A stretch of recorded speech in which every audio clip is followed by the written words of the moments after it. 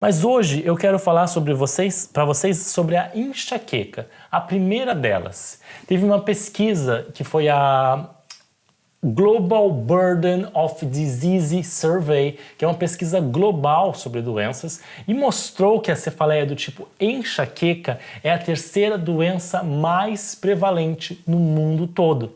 E ela também é a sétima causa de incapacidade de ir ao trabalho ou de fazer qualquer coisa do mundo.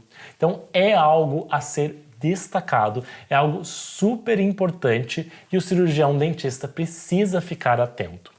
O cirurgião dentista hoje, ele pode sim fazer o diagnóstico dessas condições, utilizando principalmente ferramentas como essa ferramenta aqui, o ICHD-3, a Classificação Internacional de Cefaleias, a terceira edição, publicada em 2014.